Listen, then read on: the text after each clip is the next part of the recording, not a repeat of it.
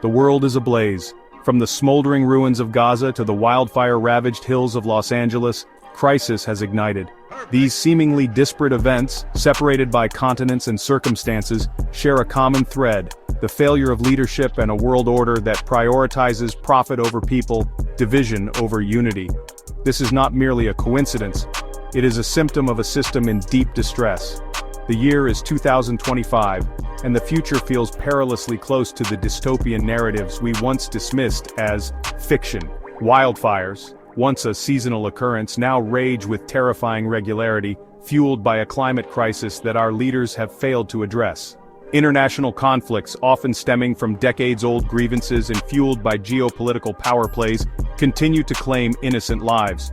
We are living through an era of interconnected crises, where the consequences of inaction reverberate across borders and generations. This is not a time for complacency. It is a time for righteous anger, for demanding accountability from those in power, and for recognizing that we, the global community, are not powerless in the face of these challenges. From the ashes of destruction, a new movement must rise, one that rejects the divisive narratives that seek to pit us against one another, and embraces a future built on solidarity, justice, and a shared commitment to healing our planet. We must act now, for the hour is late and the world is burning. The air in Los Angeles stings with the acrid smell of smoke, a constant reminder of the fires that rage nearby. The sky, once a brilliant blue, is now choked with ash, turning day into a perpetual twilight. This is a grim reminder of the inferno that has ravaged the region, leaving behind a landscape of charred remains. Wildfires, fueled by years of drought and exacerbated by the warming climate, have torn through the landscape, leaving a trail of devastation in their wake. The intensity and frequency of these fires are unprecedented. Thousands have been displaced, their homes reduced to ashes, their lives upended in an instant.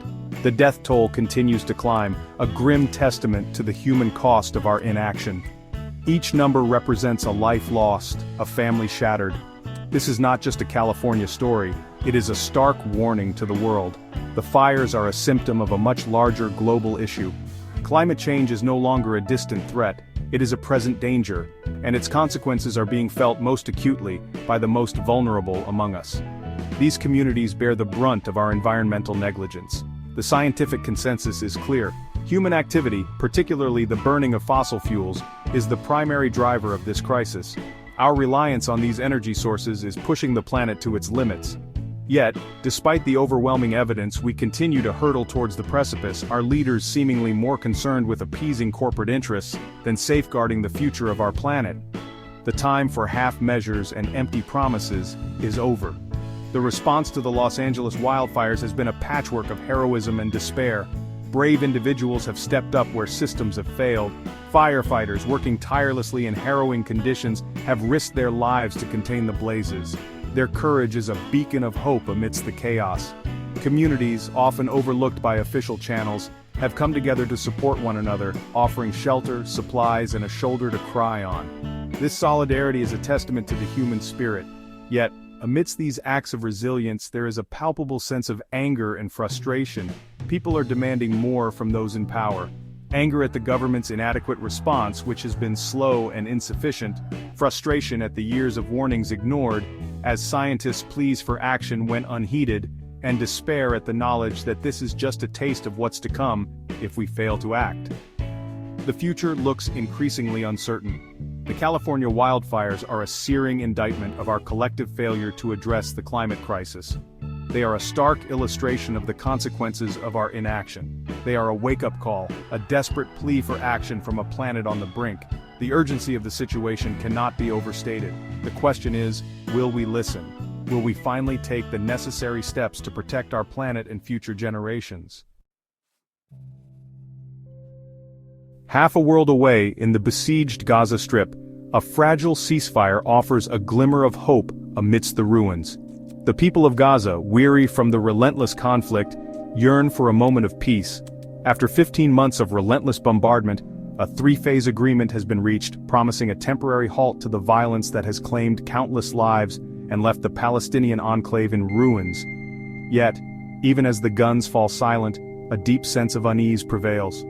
The memories of past betrayals linger in the minds of many. Too many ceasefires have crumbled in the past, shattered by mistrust, political maneuvering, and the bitter legacy of decades of conflict. The details of the agreement remain shrouded in ambiguity. Questions abound about the true intentions behind the deal. What concessions, if any, were made? What promises were exchanged behind closed doors? What guarantees are there that this ceasefire will hold, that it won't simply be a brief respite before the bombs begin to fall once more? The international community, eager for a reprieve from the relentless cycle of violence, has welcomed the deal with cautious optimism. But for the people of Gaza, who have endured unimaginable suffering, skepticism is a hard-earned reflex. They have seen too many promises broken. The ceasefire, brokered with the Trump administration's involvement, has been touted by some as a diplomatic victory. But amidst the self-congratulatory backpatting, it is crucial to remember that any agreement that fails to address the root causes of the conflict is doomed to fail. The occupation, the blockade, the systemic denial of Palestinian rights, these are the issues that must be addressed if there is to be any hope of lasting peace. The ceasefire in Gaza is not an end. It is, at best, a fragile beginning. A tentative step towards a more stable future. The real work, the arduous task of building a just and lasting peace, lies ahead. It will require unwavering commitment and genuine efforts from all parties involved. As the world burns, both literally and figuratively, one question echoes louder than ever. Where are the leaders who can guide us through these turbulent times? Where are the statesmen, the visionaries, the individuals with the courage and conviction to confront the existential crises of our time? The ones who can inspire and lead us towards a better future? Sadly, they seem to be in short supply, almost like an endangered species.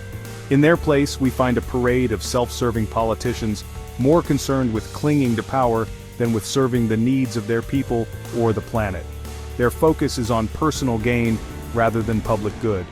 From the halls of Congress to the chambers of the United Nations, the places where decisions that shape our world are made, the language of leadership has been replaced by the rhetoric of division, creating more barriers than bridges, the pursuit of short-term gains over long-term solutions. This myopic vision is costing us dearly.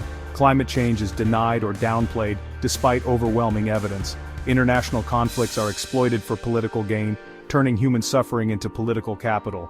The needs of the many are sacrificed at the altar of the few, perpetuating a cycle of inequality and injustice. This is not leadership, it is a dereliction of duty, a failure to rise to the occasion, a betrayal of the trust placed in those who claim to represent us. The people deserve better. The crises we face demand more than just incremental change or empty promises. They demand a fundamental shift in our priorities, a rethinking of what truly matters, a recognition that the pursuit of endless economic growth on a finite planet is a recipe for disaster. We must find sustainable ways to thrive. They demand leaders who are willing to listen to the voices of the people, who understand the pulse of the community, who are not beholden to corporate interests, and who prioritize the common good over personal gain, and who have the courage to make difficult decisions, even when those decisions are unpopular or come at a personal cost, even when those decisions are unpopular. True leadership is tested in times of adversity. The world is looking for leadership, for a beacon of hope in these dark times. For a beacon of hope in these dark times. We need leaders who can guide us through the storm. It is time for a new generation of leaders to emerge, one that is unafraid to challenge the status quo, one that understands the interconnectedness of our challenges and the global nature of our problems, and is prepared to act boldly and decisively to address them. The time for half measures is over. The future of our planet and the fate of humanity may very well depend on it. The stakes have never been higher. In today's interconnected world, misinformation spreads like wildfire, fueling division and discord. We must be vigilant and discerning, questioning the sources and motivations behind the information we consume. Only by doing so can we prevent the flames of discord from engulfing our societies. Amidst the chaos and confusion, there are always those who stand as beacons of truth and integrity.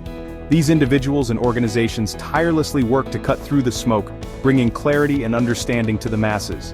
They remind us that even in the darkest times there is light to guide us forward. Our world faces unprecedented challenges that require collective action. Climate change, economic inequality, and social justice are issues that transcend borders and demand our unified response. It's not enough to be aware. We must act, for our shared destiny depends on it. Though the path ahead may seem fraught with obstacles, history has shown us that humanity is capable of overcoming great adversity. By fostering a spirit of cooperation and resilience, we can transform despair into hope. Our future is not just something that happens to us, it is something we create together.